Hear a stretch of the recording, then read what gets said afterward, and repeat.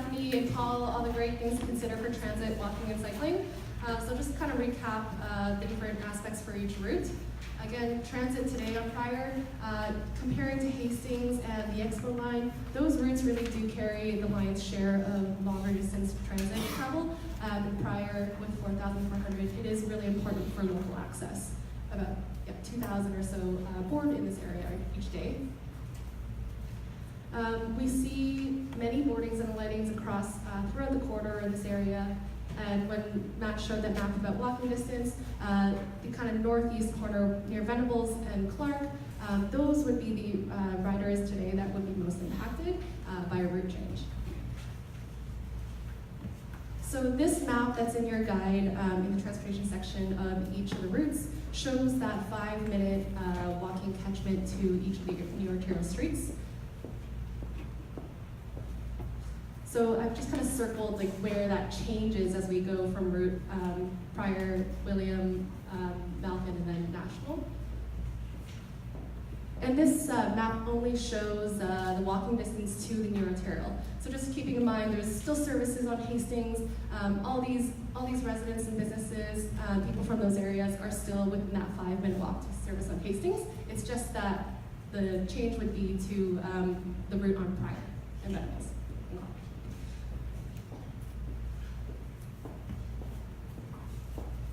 So for walking and cycling, we heard all the considerations from Stephanie and Paul about spaces, kind of the energy required to walk and bike, and so route directness and the grades do affect people walking and cycling more than if you're driving. It takes more effort.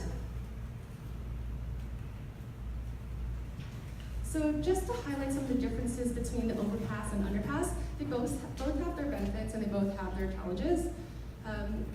For an underpass, we do consider that to be a little bit more accessible because the grade difference is less. Instead of climbing around 9 or so meters, you would decline about 3 to 4 meters. You get a little bit of momentum if you're biking or walking as well. And so it's a little bit easier. Instead of kind of climb, and then you're just braking all the way down, you get that momentum and you can come back up a little easier. You do get a little bit of separation from vehicles as well as the rail, so you could be at a higher level than the vehicles.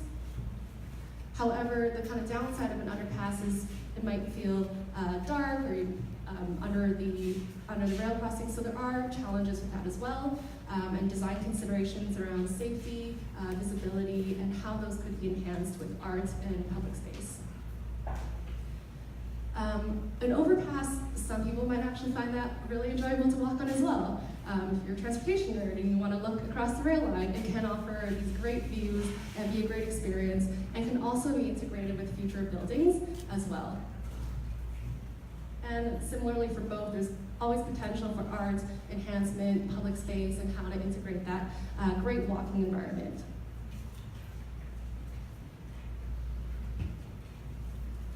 So differences across the route for Pryor Venables. For all these routes, the Adanac Bikeway would continue to be a really important east-west route.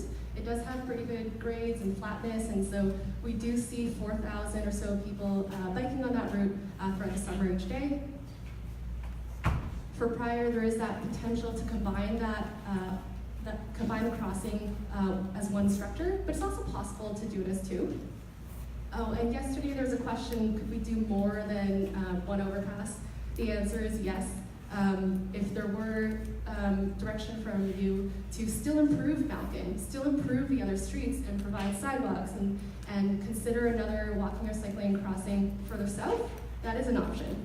But that is kind of the downside of Pryor is that crossing is where it is today, and we're not creating a new opportunity further south without building another overpass. On William, walking and cycling across the experience, you would go through the park, go onto the overpass across the rail. As Paul mentioned, kind of a road through a park can be thought of as an opportunity to experience it in another way.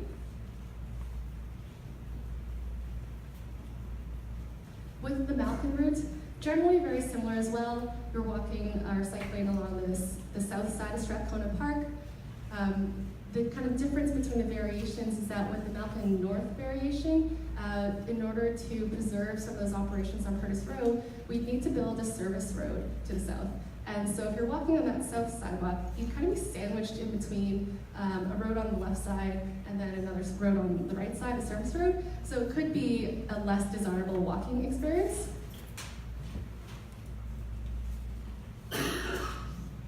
And for national, it would again be a little bit more direct. There is an opportunity to look at how an east-west route could be improved on Malkin and how other opportunities could be taken to improve some of the other streets connecting as well. So that's, yeah, generally the walking and cycling considerations for all the routes. Awesome, thank you, Carol. Okay, so that brings this session to a close. But what I want to do at this